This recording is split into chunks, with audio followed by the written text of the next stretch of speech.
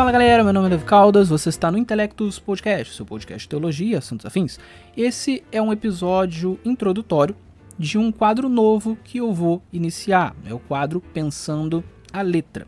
Antes de mais nada, você já sabe, se você está ouvindo esse episódio no YouTube, não deixe de curtir, comentar, compartilhar, se inscrever no canal caso não seja inscrito e ativar o sininho de notificações para não perder as nossas atualizações. Se estiver ouvindo esse podcast em outra plataforma de vídeos ou de podcast, também não deixe de divulgar esse trabalho.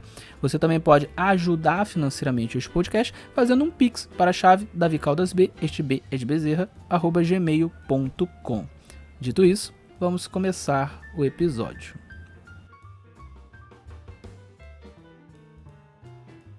Muito bem, como eu já disse na introdução, eu estou começando aqui nesse episódio um quadro novo aqui no canal, no podcast, que é o quadro Pensando a Letra. Esse é o episódio 00, é o episódio introdutório. O objetivo aqui é falar um pouquinho sobre como vai ser esse quadro, o que eu pretendo com esse quadro, quais vão ser as metodologias, né? E após esse episódio, aí o próximo que eu postar vai ser de fato o episódio 01, né? O primeiro episódio dessa série. Então, sem mais delongas, vamos explicar um pouquinho o que vai ser esse novo quadro. O Pensando a Letra, obviamente, né, pelo que o próprio nome sugere, vai ser um quadro em que eu vou trazer letras de músicas para a gente analisar essas letras, para a gente refletir sobre essas letras, para a gente propor algumas discussões com base nessas letras de músicas, tá? Embora eu seja cristão e adventista, eu não vou trazer apenas músicas cristãs ou apenas músicas adventistas. Eu vou trazer músicas, letras de músicas, tá? Inicialmente, inclusive, as músicas que eu já separei para fazer essas análises aqui, eu separei umas 7 ou 8 músicas iniciais, elas são músicas seculares, são letras seculares, não são letras cristãs, tá?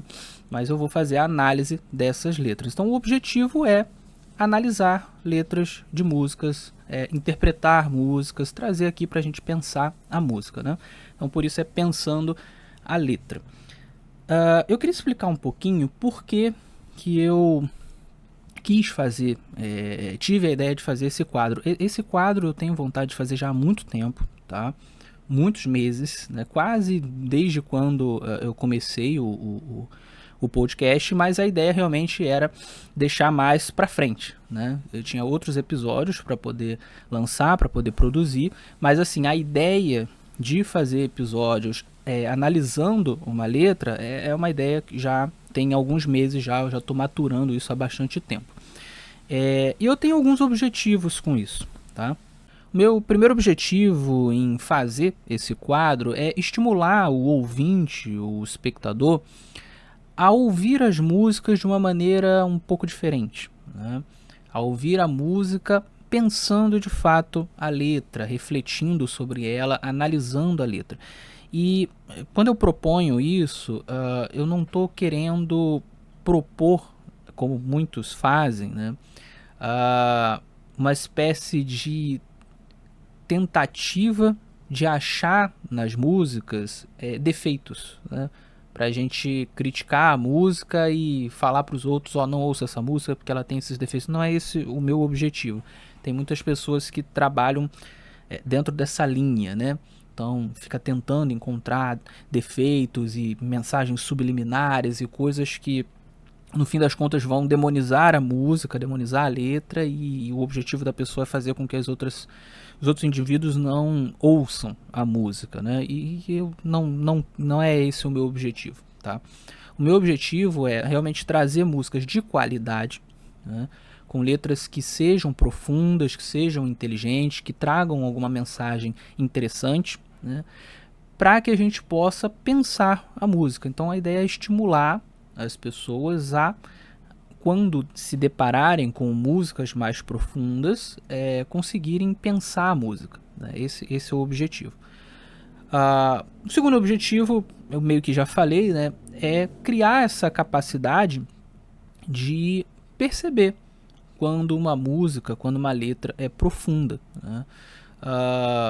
Nós temos vivido uma degradação cada vez maior da inteligência, né? E isso leva muitas vezes as pessoas a não conseguirem mais identificar aquilo que é bom e aquilo que é ruim dentro das artes, dentro da literatura, dentro da música, que é arte também, e por aí vai, né? Algo análogo a isso é a questão do sermão, que eu já tratei em outras oportunidades, né? A maioria das pessoas, a maioria dos cristãos, eu diria que não sabe identificar o que é um bom sermão, não sabe diferenciar o que é um bom sermão de um mau sermão, né? Se você for perguntar para várias pessoas, algumas não vão saber responder, outras vão responder com base na sua opinião, com base em algo subjetivo. Por exemplo, eu acho um bom sermão aquele sermão do pastor que fala mais forte, que fala mais rápido, mais alto, mais vibrante, né? O outro vai dizer, não, eu gosto daquele sermão do pastor que fala mais calminho, mais tranquilinho. E veja, isso é subjetivo, né? No fim das contas ali, o que está sendo colocado ali como diferenciação são questões de estilo, né? Outros vão colocar assim, não, um bom sermão é daquele pastor, daquele pregador que fala bem, né, que tem um bom vocabulário. E veja, isso também não é necessariamente um bom sermão, porque alguém pode falar muito bem, pode ter um ótimo vocabulário, mas na hora de pregar um monte de heresia, um monte de coisa errada, né?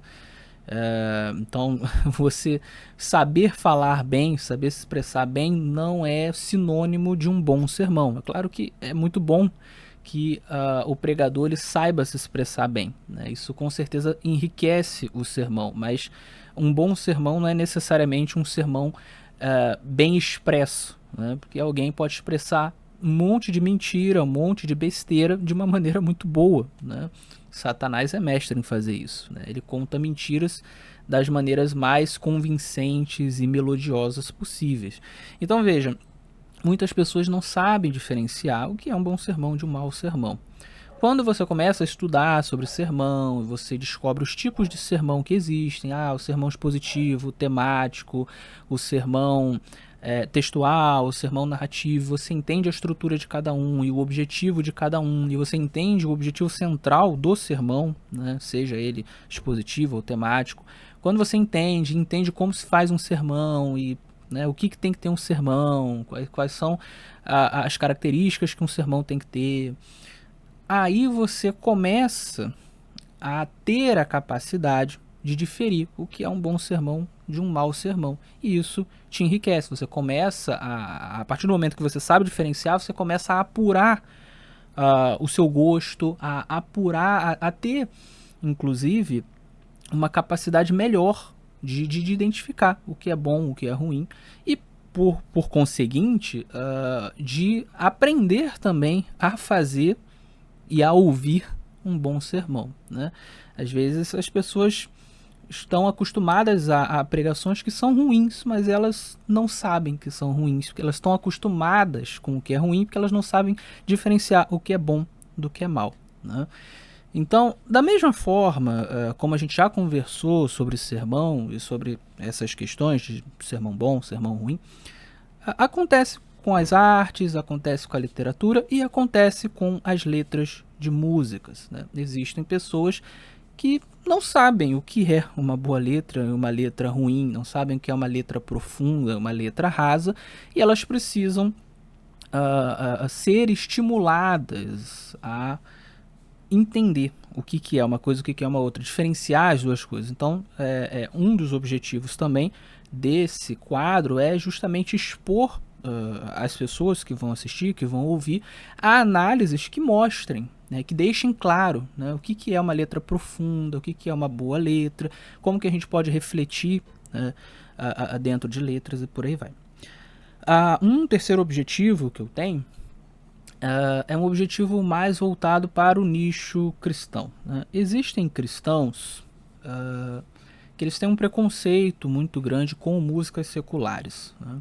Eu não pretendo trazer só músicas seculares aqui, eu pretendo trazer músicas cristãs também, mas falando das músicas seculares, existem cristãos que acham inclusive que música secular é algo pecaminoso, que nós não deveríamos ouvir músicas seculares, né? Que nós só deveríamos ouvir músicas cristãs feitas para louvar a Deus, músicas que falam sobre Bíblia e etc. Né?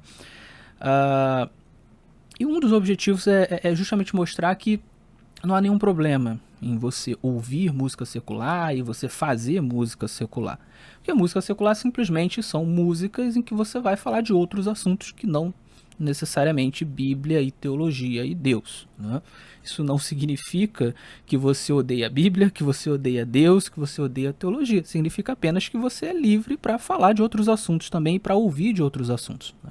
Eu costumo dizer que a música é uma forma de se comunicar, né? Pelo menos a música com letra, né? Sem letra também, né? Mas enfim, falando mais em termos de comunicação verbal, né? A música é uma forma de se comunicar. A gente se comunica sobre vários assuntos durante o dia a dia, né? Então, cristãos, eles conversam sobre outras coisas sem ser Bíblia, sem ser Deus, né? Eles conversam sobre coisas do dia a dia, conversam sobre a natureza, sobre o dia a dia, sobre o cotidiano, sobre roupas, sobre as coisas do seu próprio emprego, sobre estudos, enfim, existe um sem número de assuntos, né? Sobre amizade, sobre amor, sobre casamento, né? E não há nenhum problema, né? Para além de conversar sobre vários assuntos, né, a maioria dos cristãos também assiste filme, né, e os cristãos, né, não assistem só filmes cristãos, né, muitas vezes assistem outras coisas e por aí vai. Né? Livros, né, lê-se livros que não são cristãos. Né? Então, a gente está sempre lidando com assuntos que não são necessariamente Bíblia e Deus e tal. Então, por que na música a gente não poderia lidar com esses assuntos? Não faz sentido, né? Você simplesmente está falando sobre outras coisas e ouvindo sobre outras coisas. Não tem nenhum problema nisso, né? Então, o problema da música secular, a música secular ela vai se tornar um problema quando, obviamente, a letra fere princípios cristãos. Quando a letra te leva a pecar, por exemplo, aí é um problema, né? Assim como qualquer outra coisa, qualquer arte, qualquer esporte, qualquer literatura que fira princípios cristãos, que te leve a pecar, né, é um problema. Né? E mesmo assim, ainda assim, é necessário você pensar mesmo nesse tipo de questão. Porque, veja, até na Bíblia você tem coisas que ferem os princípios bíblicos, né? Porque são narrativas, né? Então, a Bíblia narra pecados, por exemplo. Isso não significa que a Bíblia é favorável a esses pecados, mas ela narra pecados, ela narra assassinato, ela narra, né, adultério, um monte de coisa. Né? Então, né, você pode ter em um livro, né, ou em uma música, às vezes, a narrativa ou a descrição de algo que fere princípios, né, mas não necessariamente aquela música ou aquele livro está se colocando favorável a isso. Às vezes é só uma narrativa, né? Então, até nesse sentido, é necessário você pensar, né? Será que essa letra que está trazendo aqui uma narrativa de um pecado, uma narrativa de algo ruim, algo errado, será que ela está incentivando isso ou ela está simplesmente narrando? Isso faz parte, né, da narrativa da música, faz sentido dentro da música. Então, enfim, isso precisa ser pensado, porque se a gente for de uma maneira simplista nesse assunto, então a gente descarta até a Bíblia, porque olha, a Bíblia está cheia de narrativa de pecado, então, né, logo a gente não pode ler a Bíblia porque, veja, não faz sentido isso, né? Então, um dos objetivos desse quadro é justamente eu trazer letras seculares também, que têm mensagens muito profundas, muito inteligentes, né, e que a gente pode extrair dessas mensagens reflexões muito boas, né? Reflexões que se coadunam com os nossos princípios cristãos, certo? Um quarto objetivo e aí aqui falando das músicas cristãs que eu vou trazer, é mostrar também ao ouvinte, ao espectador, como que é possível, né, e é louvável você fazer músicas cristãs que sejam profundas no sentido de intelectualidade, né, no sentido intelectual. Existem muitas músicas cristãs que não estão ensinando nada de errado, mas elas são músicas rasas. Elas não são músicas profundas em termos intelectuais, em termos poéticos, em termos de estrutura. Então, até um dos meus objetivos também é estimular o ouvinte, o espectador, a apreciar músicas cristãs que sejam profundas no sentido da poesia, no sentido intelectual também. Então, vou trazer esse tipo de música, né, para a gente não ficar só nas músicas rasas, nas músicas que tem letras que, ok, não tem nada de errado na letra, mas elas são extremamente rasas, ok? Não são músicas muito bem pensadas, enfim. Então, um dos objetivos é esse também, né? Um quinto objetivo é justamente analisar as músicas com um pano de fundo, com um background cristão e muitas vezes também libertário, já que eu sou um libertário, né? Ou seja, eu vou analisar as músicas tendo como um óculos, né?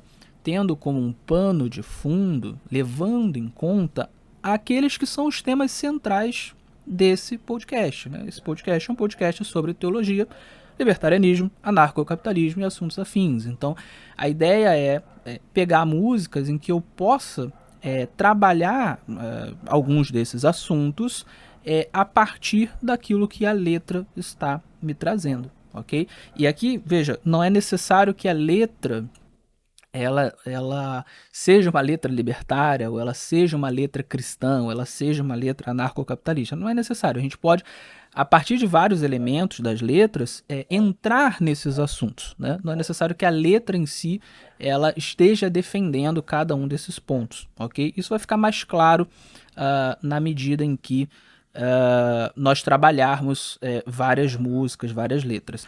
Muito bem, esses são os objetivos principais que eu tenho com esse quadro. E eu queria falar um pouco agora sobre a visão que eu tenho sobre a interpretação de letras de músicas, tá? Isso vai ser importante para os próximos episódios, então o ouvinte, o espectador deve prestar atenção, bastante atenção agora no que eu vou dizer. Para mim, a interpretação de uma letra de música é algo um pouco diferente da interpretação de um livro de ficção, ou de um livro de romance, ou de um livro didático, de um livro sobre algum assunto de matemática, português, história, geografia, ciências, ou de uma revista, ou de um jornal. É diferente. Em qual sentido? No sentido de que, no caso das letras de músicas, parece haver uma flexibilidade maior em relação a como você interpreta essas letras. Em outras palavras, diferentemente de um livro como a Bíblia, ou um livro sobre física, onde você tem uma interpretação que é a correta, e é apenas aquela interpretação que é a correta, então você precisa se esforçar para encontrar a interpretação correta, né? A letra de música não necessariamente é dessa forma. É óbvio que existem letras de músicas que possuem apenas uma interpretação, é uma interpretação bastante óbvia e não tem como você interpretar de outra maneira. Mas quando eu digo que não necessariamente é assim, eu estou querendo dizer que em muitas ocasiões as letras de músicas elas não têm uma interpretação tão óbvia e abre-se uma margem para que você possa ter várias interpretações ali e não necessariamente você precisa considerar que apenas uma está correta. Como assim, Davi? O cantor, a pessoa que escreveu a música não fez com uma intenção? Não necessariamente. É aí que está, né? Muitos autores de músicas, autores de letras, né, compositores, eles escrevem as músicas de uma maneira tal que é possível você interpretar de maneiras diferentes e eles não estão interessados em dar a interpretação verdadeira. Eles fazem isso propositalmente para que cada um tenha a sua própria interpretação, né? Então a ideia do compositor não é que haja uma interpretação apenas, mas que cada um interprete dentro daquele espectro de interpretações que é possível no interior da estrutura que aquele compositor criou. Isso é muito comum, né? Inclusive muitos compositores e muitos cantores não gostam de dar a interpretação deles, da música que eles mesmos fizeram. E eles dizem que assim, não quero dar porque a música é algo que cada um ouve de uma maneira e interpreta de uma maneira, e eu quero que cada um tenha a sua própria experiência, então não vou dar a interpretação, né, para que seja a interpretação correta, que cada um tem a sua, né? Então muitos compositores escrevem dessa maneira e eles realmente não querem que exista uma interpretação só, ou seja, é possível que uma letra seja interpretada de várias maneiras e muitas vezes elas são escritas para que haja várias interpretações diferentes, né? Isso me lembra até duas questões interessantes, né? Uma é o livro do Machado de Assis, né? O Dom Casmurro, em que ele tem aquela famosa questão, né? A Capitu, ela traiu o Bentinho ou não? Existe essa famosa dúvida e ele não responde essa dúvida. Então a gente fica sem saber no fim do livro se era apenas uma viagem, né, do Bentinho, que é o Dom Casmurro, né? Se ele apenas estava paranoico, se ele estava vendo coisa onde não existia, ou se de fato Capitu traiu o Bentinho. Eu tenho para mim, muitas pessoas acreditam que existe uma interpretação, que o Machado de Assis ele sabia qual era a interpretação verdadeira, porque ele era o autor, então para ele, né, ou traiu ou não traiu, ele fez de uma maneira, né, e é a gente que não sabe. Eu particularmente, eu acredito que o próprio autor, o Machado de Assis, ele escreveu para que a coisa ficasse dúbia e para que cada um tivesse a sua interpretação. Então talvez nem ele mesmo soubesse, talvez ele não tenha criado essa resposta, ele tenha feito uma história em que as duas coisas poderiam ter sido possíveis. Claro, é óbvio que você só pode optar por uma delas, mas não necessariamente ele optou por uma delas. Ele escreveu uma história que pode ter dois finais alternativos. Eu acredito que ele pode ter feito isso, né? Não necessariamente na cabeça do Machado, ela traiu ou ela não traiu, né? Ele fez para que ficasse essa dúvida, ok? Então as duas interpretações nesse caso seriam possíveis, né? Outra coisa, né, que me vem à cabeça, né, com isso é o caso de era um programa que tinha que chamava Você Decide. Ele dava na Rede Globo, né, há muitos anos atrás, né? Não sei quem pegou esse programa, né? E como é que ele funcionava, né? Existia sempre uma historinha que era encenada por vários autores, por vários atores, né? Só que o final dessa história você tinha 2 ou 3 opções, né? Que eram encenadas pelos atores. E aí as pessoas ligavam para esse programa para poder decidir qual seria o final dessa novelinha, né? Dessa encenação, né? Dessa história. E as pessoas ligavam, votavam, e aí né? o final que tivesse mais votos era o final que acontecia. Então você tinha ali 2, 3 possibilidades, né, de final. Então o que eu quero dizer com isso? Existem letras de músicas que elas possibilitam, dentro de um determinado espectro, várias interpretações possíveis, ok? Eu acredito muito nisso, ok? Um outro ponto importante aqui da gente entender é o seguinte: a música, embora a letra seja muito importante, né, tão importante que eu estou fazendo um quadro chamado Pensando a Letra, né? Então eu estou dando bastante importância à letra, mas embora a letra seja muito importante, a música ela não tem só letra, né? E eu acho que esse é um grande diferencial da música em relação a, por exemplo, a leitura de um romance, a leitura de uma ficção, etc, né? Ficção, romance, uma revista, um jornal, é só letra, né? Você só está, né, vendo palavras ali. Mas a música, ela traz a melodia, a harmonia, né? Ela traz a música, né? A música, né? Não só a letra. E isso faz toda a diferença, por quê? Porque quando um cantor ou um compositor ele produz uma música com letra, né, ele não está pensando só na mensagem que ele vai passar na letra. Ele está pensando em oferecer um som que agrade ao ouvinte, né? E veja, é claro que que agrade a ele em primeiro lugar, né? As pessoas, elas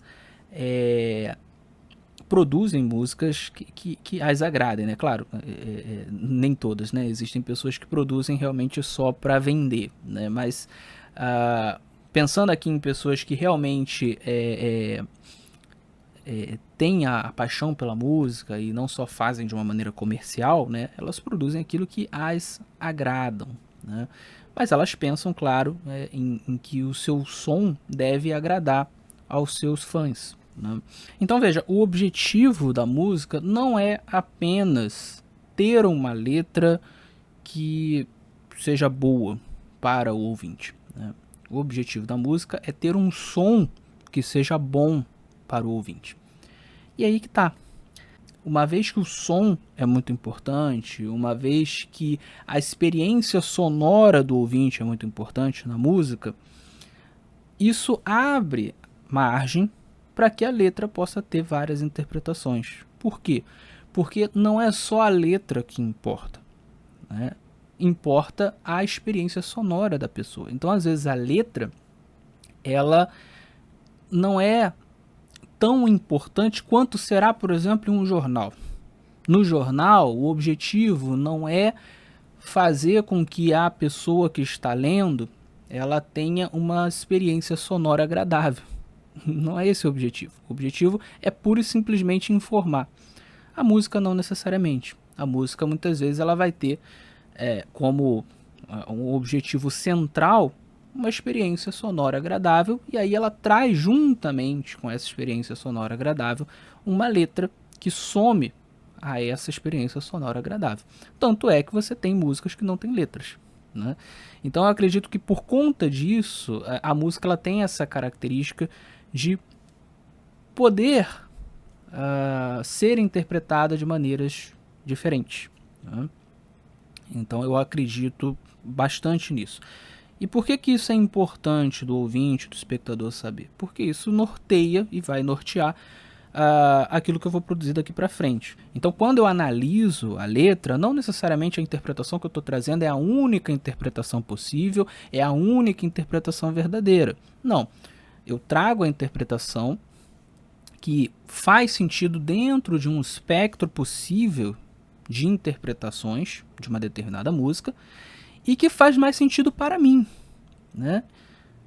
Que é o que faz sentido quando eu estou cantando, quando eu estou ouvindo, que faz sentido na minha experiência, né? Não é algo absolutamente subjetivo, porque eu estou me baseando em elementos da própria letra, né?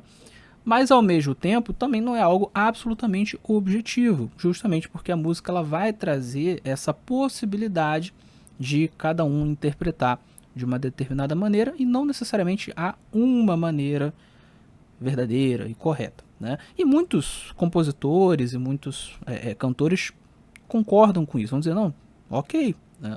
A pessoa que está ouvindo ela tem o direito, né, de ter a sua própria experiência com a música. Então às vezes a interpretação da pessoa que está ouvindo ela vai diferir um pouco em alguns aspectos da interpretação da própria pessoa que fez a música, né? Isso pode acontecer, tá? Inclusive, uma das formas como eu trato isso é o seguinte, né? Em alguns momentos eu vou trazer trechos de músicas e eu vou dizer assim, olha, aqui provavelmente o cantor ele estava pensando em tal coisa, tá? Então se a gente for pensar em termos de interpretação do próprio cantor, do próprio compositor, provavelmente é esse caminho aqui. No entanto, eu quando ouço isso aqui, dentro do contexto de toda a música, eu entendo que isso aqui poderia ser interpretado desta outra maneira aqui, que ainda assim seria coerente com a letra como um todo. E aí como eu, né, que tenho determinadas crenças, determinadas visões de mundo, penso de X maneira, então para mim é mais razoável interpretar isso aqui, né, desta maneira, entender isso aqui desta maneira. Então quando eu estou cantando, quando eu estou ouvindo isso aqui, eu entendo desta maneira, ainda que esta maneira que provavelmente não é a maneira como o autor interpretava ele mesmo, né? Mas na minha experiência especificamente, eu entendo dessa maneira, eu ouço dessa maneira, isso me bate desta maneira, tá? Eu entendo que a música, ela possibilita isso, ela é flexível nesse sentido. Não é o mesmo caso, por exemplo, de outras formas de expressão, né? E aí aqui, para usar o exemplo bíblico, né? Você não tem como fazer isso com a Bíblia, pelo amor de Deus, né? A Bíblia, ela tem uma interpretação verdadeira, e a gente tem que buscar essa interpretação verdadeira. E claro, existem passagens da Bíblia que são difíceis, e portanto cada um vai interpretar de uma maneira, mas isso não significa que a passagem tem várias interpretações, né? No sentido de que todas elas são igualmente verdadeiras e está tudo bem. Não. Você tem várias pessoas interpretando de maneira diferente, mas existe uma interpretação que é verdadeira, e por isso essas interpretações, elas são conflitantes, né? E os intérpretes precisam discutir entre si e levantar argumentos e evidências para descobrir qual que é a interpretação verdadeira, porque só existe uma verdadeira. Então, no caso da Bíblia, no caso de livros didáticos, no caso até mesmo de livros de histórias, né? Na maioria das histórias, né, eu dei aqui o exemplo do Machado de Assis, mas é uma exceção, né? Geralmente as histórias, elas vão ter uma interpretação que é a interpretação mesmo, né, verdadeira, e não várias interpretações, né? Então, nesses casos, o que eu estou falando aqui não é válido, ok? Agora, no caso específico da música, aí sim, você tem uma certa flexibilidade. E assim, é uma certa flexibilidade, também você não tem como interpretar qualquer música de qualquer jeito, tá? Não é isso que eu estou dizendo aqui, né? Existe um limite, claro, né? Mas dentro de determinado limite, você consegue ter algumas interpretações diferentes, né? No fim das contas, talvez o objetivo aqui não seja nem interpretar as músicas, embora eu vá fazer isso, mas o objetivo, né, talvez seja pegar elementos das letras, né, em que nós podemos nos debruçar sobre esses elementos e discutir sobre determinados temas, né? E neste sentido, a gente pode pensar a letra de maneiras diferentes, ou ainda assimilar a letra ou aceitar a letra de maneiras diferentes. Então não é necessariamente um processo de descobrir qual é exatamente o sentido da música, mas muitas vezes de pensar aquilo que a música está colocando como uma discussão, né?